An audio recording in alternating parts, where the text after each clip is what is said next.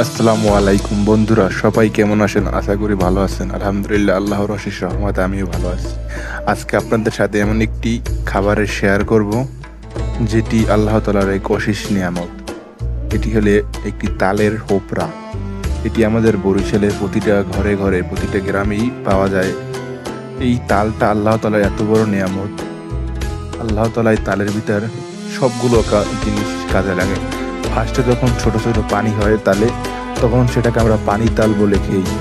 তারপরে এই তালটি আবার যখন পাকা তাল, তখন ওই তালটিকে আমরা কষিয়ে তার তালের রস বের করে বিভিন্ন ধরনের পিঠা, বড়া এগুলো বানিয়ে থাকি।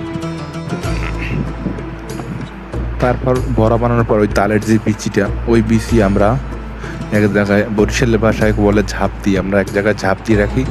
ঝাঁপ দেওয়ার পরে ওই জায়গা থেকে আপনার 2 মাস 3 মাস পরে আপনার গছ বের হয়। তালের গছ বের হলেই ওটার ভিতরে একটি হোপড়া, এই যে এইরকম একটি হোপড়া, এই যে দেখুন আমার হাতে, আমি খাচ্ছি এখন। এই হোপড়াগুলো হয়। তারপরে আমরা এই হোপড়াগুলো খাবার পরেও এই যে তালের যে আমার খসিটা আছে, এই খসিটাও কিন্তু কাজে লাগে। এটাও কিন্তু ফালানো যায় না।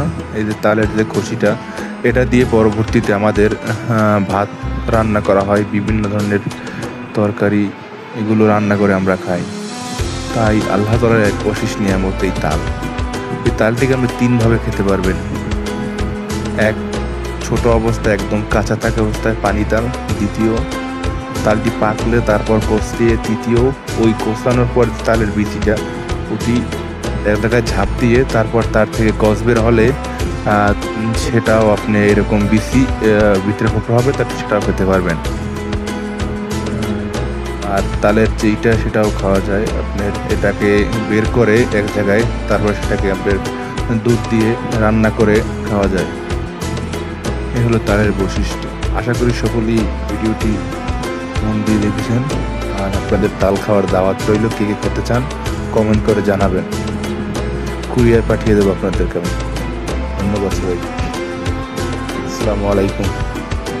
চ্যানেলটি